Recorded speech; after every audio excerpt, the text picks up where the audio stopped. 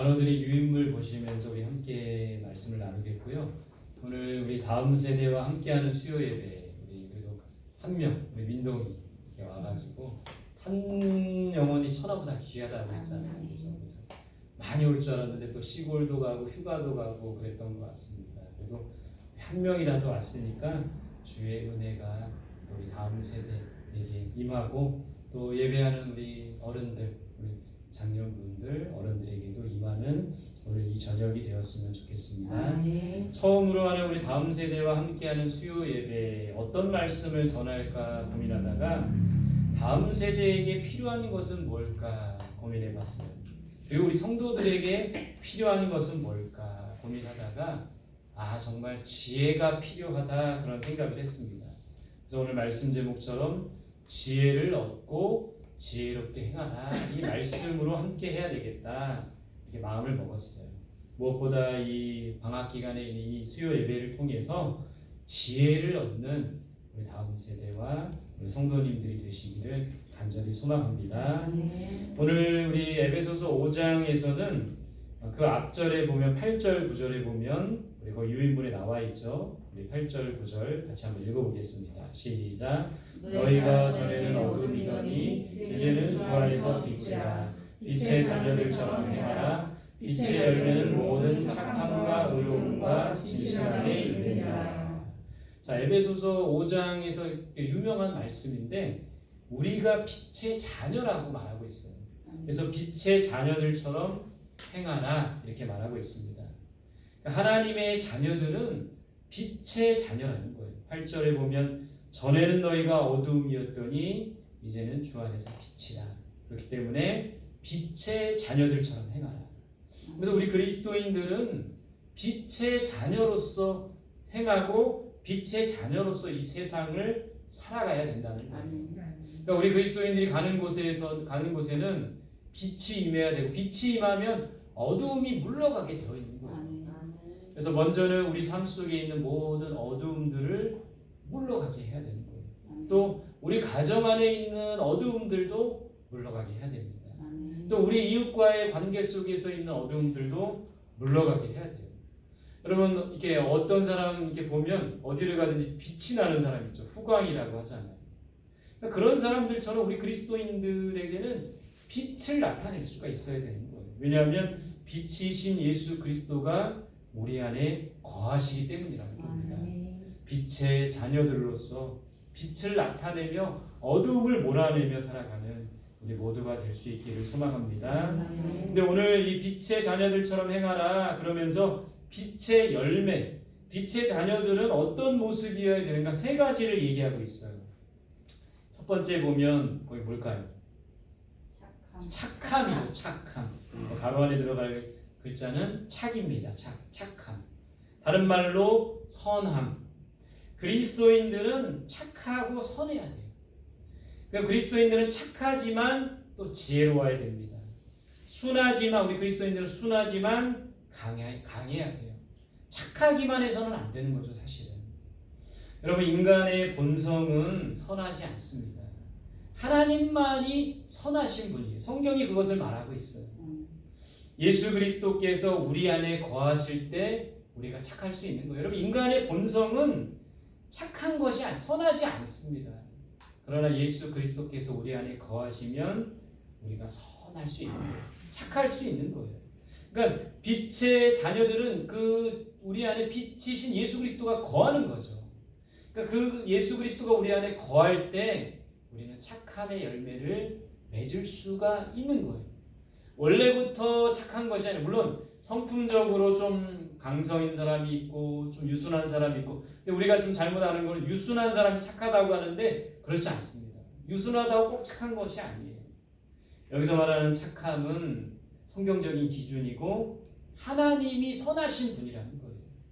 우리의 본성은 선하지 않지만 예수 그리스도가 우리 안에 거하실 때 선한 열매를 맺게 된다는 겁니다. 자, 두 번째 이 빛의 열매는 뭡니까? 의로움이에요. 의로움. 의로움은 이 여기서 말하는 한자 의는 옳을 의를 쓰는 거예요. 의로움은 공정하고 바른 겁니다. 그래서 다른 영어 성경에 보면 정직이라고도 돼 있어요. 정직, 어니스트, 정직이라고도 돼 있어요. 이 의로움은 하나님이 보시기에 옳은 거예요. 사람들이 이 의로움이라는 건 사람들이 생각하는 정의나 사람들이 생각하는 어떤 공의가 아니라 하나님이 보실 때 옳은 겁니다. 여러분, 인간은 부패하고 불의하죠. 죄인입니다. 하나님이 보실 때에 옳지 못한 모습들인 거예요. 그러나 우리 안에 누가 계시기 때문에? 예수 그리스도께서 계시기 때문에 우리는 의롭게 될 수 있는. 그래서 성경은 이렇게 말하고 있죠. 우리가 원래는 의로운 자가 아니었지만 예수 그리스도로 인하여 의롭다 함을 받은 자라고 돼 있어요. 예수님이 우리 안에 거하시기 때문에 의로울 수 있는 거예요. 의의 열매를 맺을 수가 있는 겁니다. 자, 세 번째 빛의 열매는 뭡니까? 진실함이에요. 진실함. 거짓이 없고 참된 것. 또 이 진실함을 성경에서는 영원히 변치 않고 확실하여 신뢰할 수 있는 것이라고도 합니다. 그러니까 진실함이라는 단어를 또 다른 단어로는 신실함이라고도 해요. 근데 오직 하나님만이 진실하시며 신실하시죠. 그러니까 사람은 진실하지 못한 거예요. 여러분, 사람이 비밀이 없는 사람이 있을까요? 여기 부부가 있지만 아내한테 다 모든 것을 진실합니까? 또 반대로 우리 아내들은 또 남편에게 다 진실합니까? 말 못하는 것들도 아니라고 하시잖아요. 말 못하는 것들도 있잖아요. 그러니까 사람은 진실하지 않은 거예요. 우리 어린아이들 보면 거짓말을 어려서부터 가르쳐 준 적이 없는데 거짓말을 하고 있죠. 그죠? 그러니까 인간이 이렇게 진실되지 못한 존재라는 거예요. 하나님만이 진실하신 분이고 예수 그리스도만이 진실하신 분이잖아요. 그 예수님이 우리 안에 거할 때 빛의 열매, 진실함을 맺을 수가 있는 거예요. 자, 빛의 열매는 가만히 보니까 하나님의 속성이라고 할 수 있습니다. 착함과 의로움과 진실함. 이 세 가지 열매는 우리 스스로 맺을 수 있는 것이 아니라 예수 그리스도를 통해서 얻을 수 있는 거예요. 그러니까 빛이신 예수님이 우리 안에 거하시면 우리가 선할 수 있는 거죠. 그 빛이신 예수 그리스도가 우리 안에 거하시면 의로울 수 있는 거예요. 빛 대신 예수님 우리 안에 거하면 진실할 수가 있는 거죠. 그러니까 결국에는 빛의 열매는 빛이신 예수 그리스도가 우리 안에 거할 때 가능하다는 거예요. 예수 그리스도가 우리 안에 거하고 이런 빛의 열매를 맺는 우리 모두가 될 수 있기를 소망합니다. 오늘 15절 말씀에서 우리 말씀 제목과도 상통하는데 15절 말씀 같이 봅시다. 시작. 그런즉 너희가 어떻게 행할지를 자세히 주의하여 지혜 없는 자 같이 하지 말고 오직 지혜 있는 자 같이 하여. 자, 먼저는 우리가 지혜를 얻어야 돼요. 그리고 지혜롭게 행해야 됩니다. 근데 오늘 지혜가 뭔가 성경사전에 보니까 이렇게 설명하고 있어요. 첫 번째는 경험이나 사고, 관찰 등을 통해 얻을 수 있는 뭘까요? 마음의 작용입니다. 마음의 작용. 그래서 여러분 지혜로운 마음이라고 하잖아요. 지혜로운 마음. 지식과는 다른 거예요. 지혜는 경험이나 사고, 관찰 등을 통해 얻을 수 있는 마음의 작용이에요. 그러니까 지혜로운 마음을 가져야 돼요. 두 번째는 하나님이 주시는 은사인 동시에 뭘 통해 얻어집니까? 학습에 의해 얻어지는 거예요. 학습. 그러니까 이 지혜라는 거는 하나님이 주신 은사이기도 해요. 근데 우리가 학습과 경험을 통해 지혜를 얻는 거예요. 그래서 삶의 지혜라고 하죠. 우리 연세 드신 어르신들, 우리 박승구 권사님 같은 분들, 또 김경자 권사님, 또 오성철 집사님, 이렇게 연세 드신 분들 보면 많은 세월 동안 학습을 통해 삶의 경험을 통해 얻은 지혜가 있는 거예요. 삶의 지혜라는 거죠. 어른들의 지혜죠. 그래서 우리 다음 세대들은 이런 어른들의 지혜를 무시하면 안 돼요. 이게 돈 주고도 얻을 수 없고 학교에서도 가르쳐주지 않는 거죠. 삶의 경험과 여러 가지 풍파와 어려움과 고난을 통해서 얻는 이 삶의 지혜라는 것은 값으로 살 수 있는 게 아니에요. 배워서 얻을 수 있는 것이 아니라는 거죠. 그래서 지혜는 은사인 동시에 우리 삶의 많은, 그러니까 여러분 또 어려움을 잘 극복하신 분들은 지혜를 지혜로운 그런 모습들을 많이 보게 돼요. 그래서 경험을 통해 지혜를 얻을 수 있다라는 것이죠. 성경사전에서는 지혜는 뭐가 지혜 자체라고 합니까? 예수 그리스도가 지혜 자체라고 말하고 있습니다. 그러니까 무한한 지혜가 예수님 안에 있는 겁니다. 예수님과 하나 되는 사람이 지혜를 얻는 것이죠.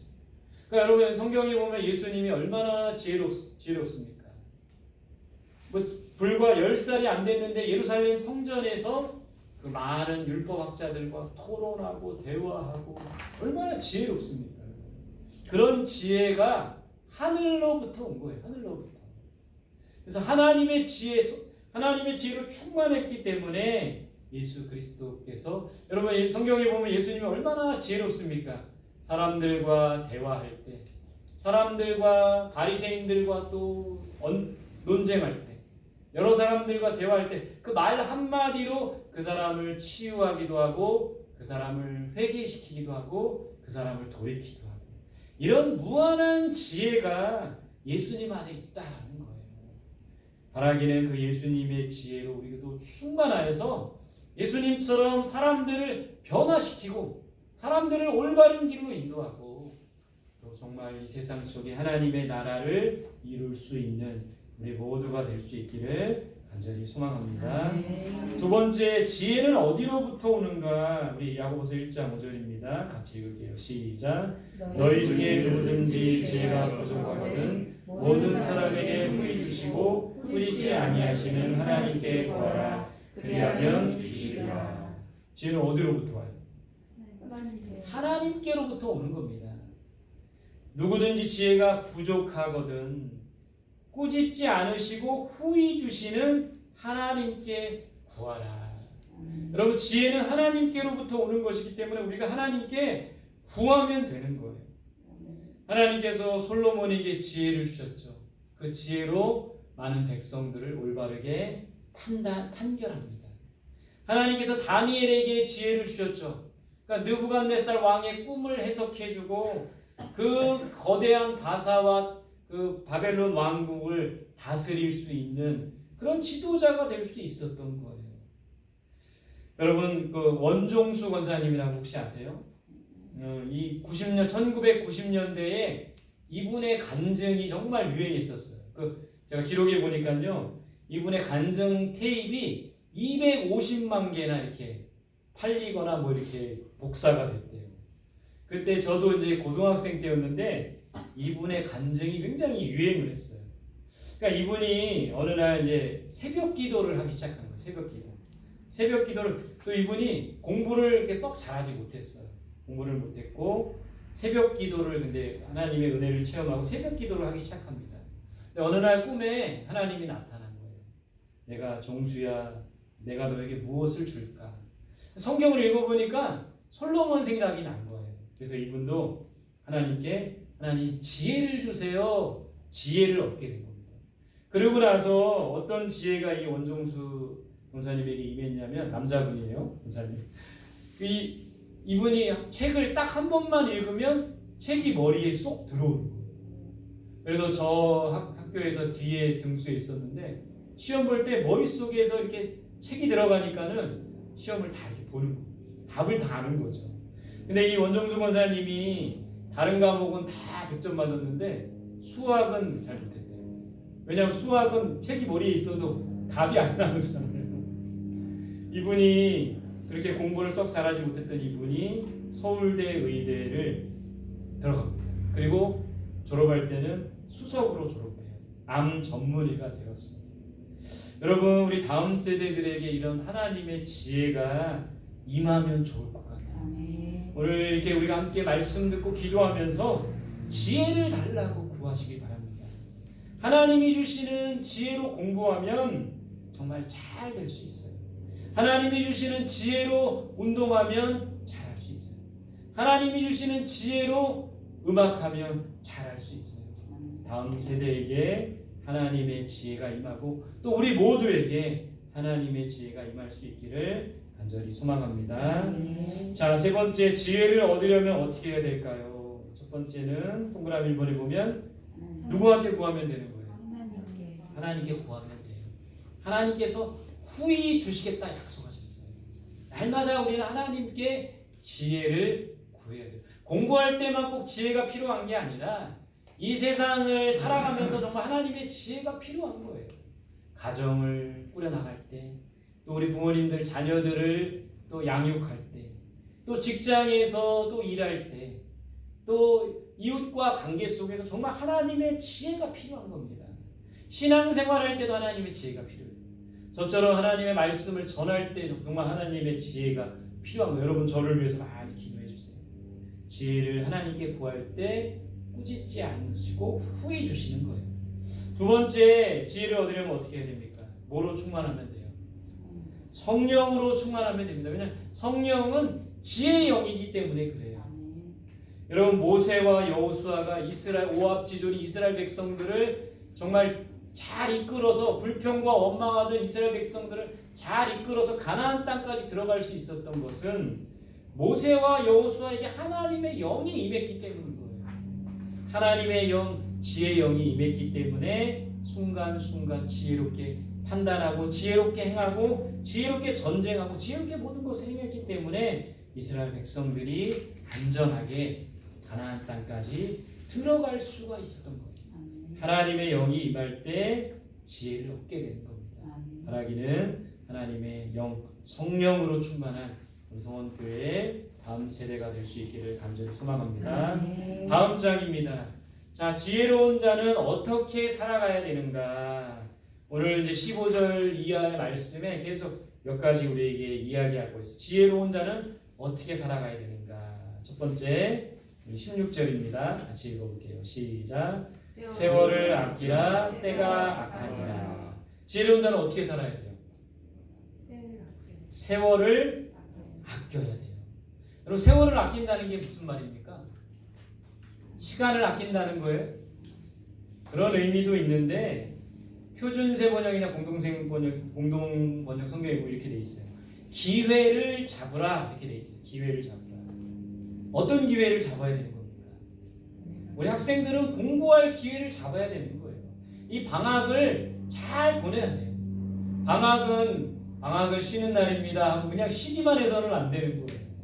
이 방학 기간을 또 나의 발전의 기회로 삼고 부지런하게 이 방학 때 그냥 잠만 자지 말고 게으르지 말고 정말 열심히 이 시간을 보낼 수 있어야 돼요.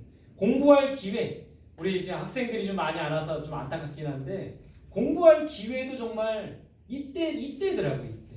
그죠? 이때 이제 대학 졸업하고 나면 공부할 기회 별로 없어요. 또 이게 지금 이때에 머리 회전이 빨리빨리 돌아가잖아요. 공부할 기회, 특별히 방학 이제 시작된 많은 학생들이 있는데 방학을 잘 보내야 됩니다. 또 어떤 기회입니까? 운동할 기회가 있는 거예요. 사랑할 기회도 있는 거죠. 용서해야 할 때도 있는 겁니다. 우리가 예배드리고 신앙생활할 지금 우리가 이게 수요 예배하면서 이때가 바로 예배드려야 될 때고 신앙생활할 때예요. 어떤 학생들은 보면요 그렇게 말해요. 부모님들도 고3 때는 공부 열심히 하고 대학 가면 열심히 신앙생활 하겠습니다. 제가 그렇게 말하는 분들 중에 대학 가서 열심히 하는 사람 못 봤어요. 고3 때 오히려 더 하나님께 매달리고 하나님 앞에 나와서 예배드리고 하나님께 지혜를 구해야 되는 거죠. 공부해야 할 기회를 잘 잡아야 됩니다. 또 이 세월을 아낀다는 말 속에는 시간을 아낀다는 말도 있어요. 누구나에게 주어진 24시간. 이 24시간을 어떻게 활용하느냐에 따라서 정말 천지차이인 거예요. 24시간이 우리 모두에게 주어졌지만 어떤 사람은 24시간에 10%도 활용 못하는 사람이 있어요.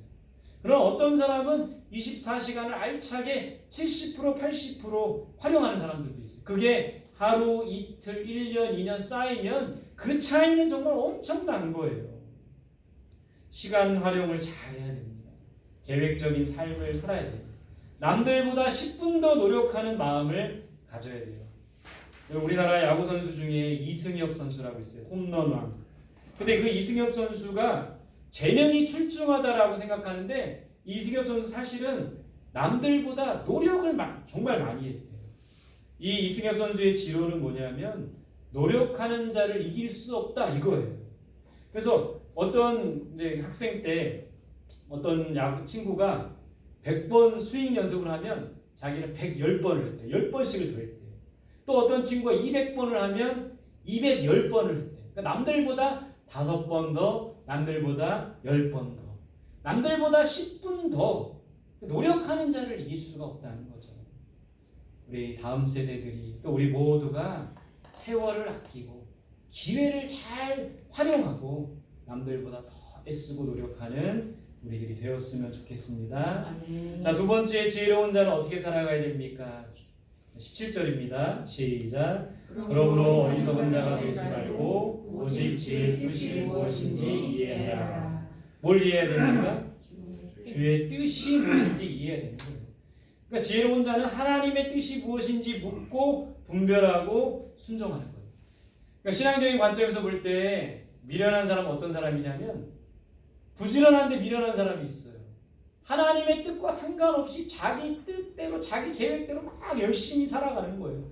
막 24시간 막 잠도 하루에 4시간씩 자면서 열심히 공부하고 일하고 막 열심히 살아가는데 하나님의 뜻을 이해하거나 하나님의 뜻을 이루는 게 아니라 자기 계획, 자기 뜻.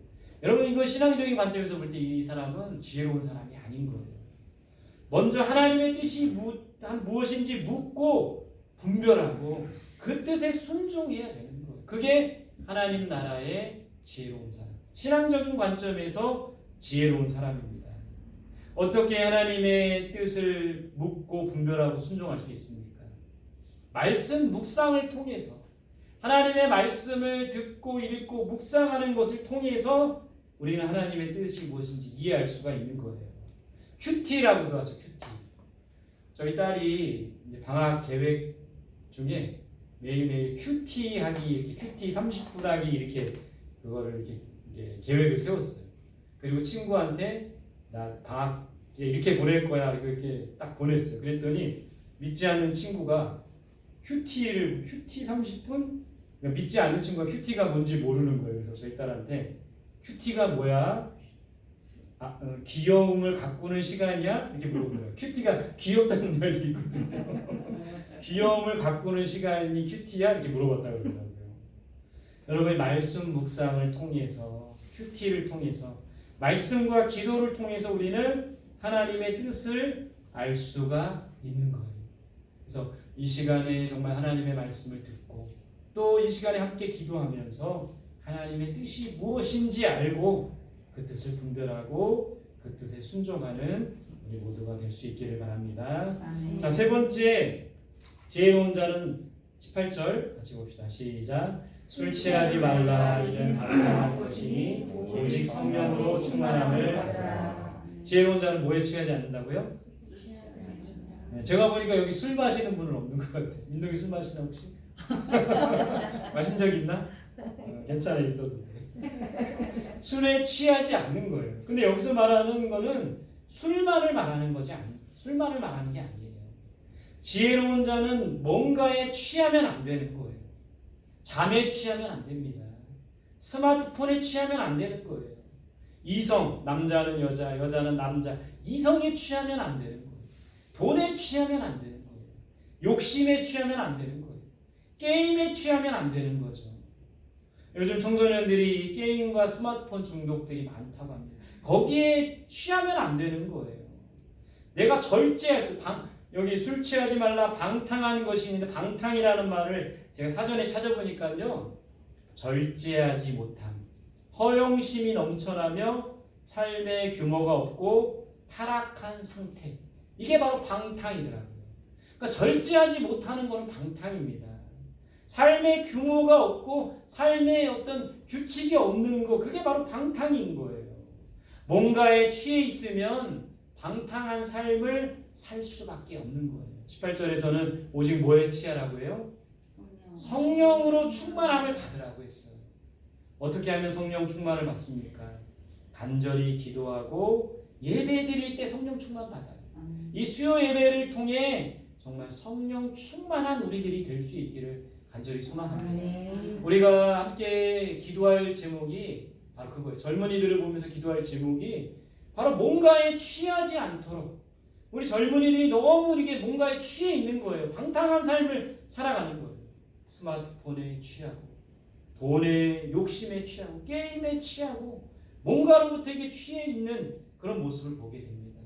방탕한 삶을 살면 지혜로운 삶을 살 수가 없는 거예요. 오직 성령으로 충만할 수 있도록 그렇게 간구할 수 있기를 간절히 소망합니다. 네 번째 이 지혜로운 사람은 어떻게 해야 되나? 19절 20절 같이 볼게요. 시작. 시와 찬송과 신령한 노래들로 서로 화답하며 너희의 마음으로 주께 노래하며 찬송하며 범사의 우리 주 예수 그리스도의 이름으로 항상 아버지 하나님께 감사하며. 자, 지혜로운 사람은 항상 하나님께 감사하며 찬송하는 거예요. 우리가 경험하지만 우리가 할 수 있는 것은 아무것도 없어요. 오직 우리가 할 수 있는 것은 감사와 찬양입니다. 힘들고 짜증날 때, 아프고 속상할 때, 좌절과 절망 가운데 우리가 할 수 있는 것은 오직 감사와 찬송이에요. 그런 찬양이 있어요. 내가 할 수 있는 모든 것은 오직 감사와 기도. 두 손을 높이 들고 주를 찬양하네. 그러니까 우리가 할 수 있는 것은 오직 감사와 찬송이라는 거예요.